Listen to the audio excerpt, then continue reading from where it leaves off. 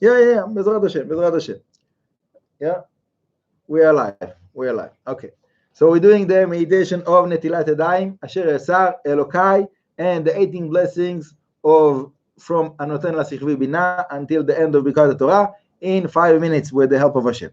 Right? So first of all, you wake up in the morning, you open your eyes, you're saying Moderni. Then you're thinking about the last Hey of the Yud Ke Vav Ke, the last Yud of the Adni, and both of them, the Zair and Pin Nukba, the masculine and feminine side, together unite with the Ekeye, which is symbolizing Ima.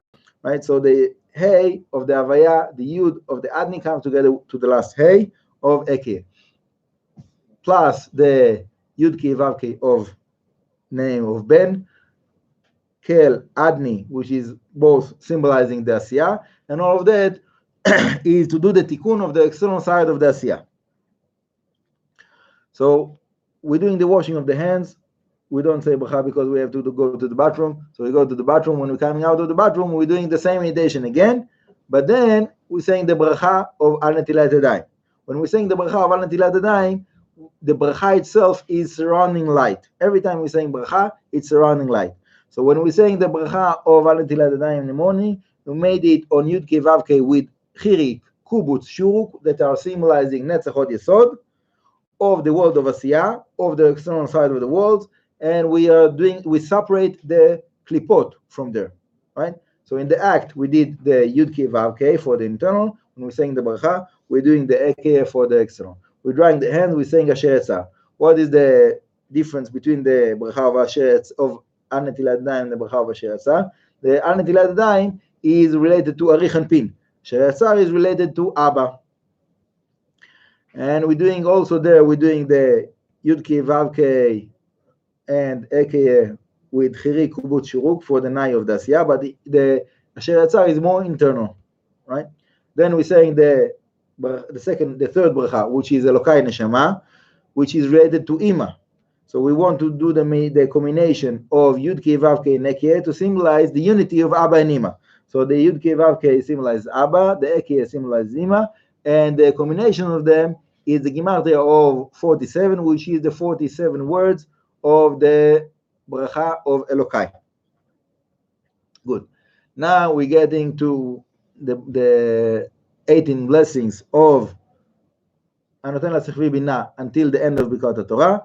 So that's 18 blessings we have to do the tikkun of Zair and Pin of the Asiyah. We did Arich and Pin in the Netilat Yadaim, Abba in Asher Yasar, Ima in Elokai. Now we're doing Zair and Pin. So Zair and Pin here have 9 sfirot. Usually we speak about 10 sfirot, but here we don't count the dot. So we have 9 sfirot, and each one of them we're doing one bracha for the straight light, one bracha for the returning light. So altogether we have 18 blessings to do the tikkun of 18 aspects of the Zair and Pin of the Asiyah.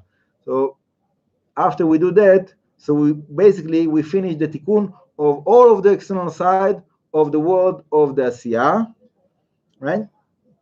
And then, what is the result of all of that? Like we said in the beginning, to separate the external forces, right?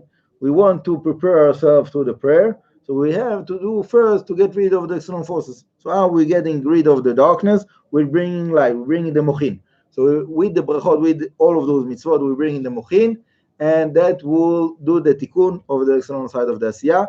And then the elevation of that will be when we're doing the shachar in the korbanot of the shacharit, right? We have to do korbanot of the shacharit to do the elevation of the world of Asiyah. Right? Somebody that comes late and he skips over the korbanot and he goes straight to Baruch She'amar, so he missed the whole part of the elevation of the Asiyah. I don't know if it's possible to do the elevation of the Israel when you're not doing the elevation of the Asiyah.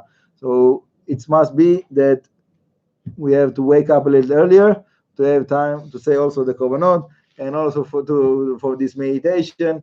And let's finish with that. Me myself, when I started to practice all of those meditations with Sidur Rasha and so on, it took me ages. It took me so long, and I was trying to also wake up like before dawn, like in the middle of the night, after midnight, to do that, and I was so like tired, and it was like a nightmare. It was like so hard, and I I really wanted to do it, but it was so hard, and it took me like 2 hours to say Bircot HaSachar. 2 hours for Bircot HaSachar. I was falling asleep and waking up, and I didn't remember exactly where I was, and it was so hard. There was like certain period of time, few months until I got used to it. It was very, very hard. Okay, so it's normal. Some people it's hard for them, and they have hard time, and they want to start with it. All the beginnings are hard.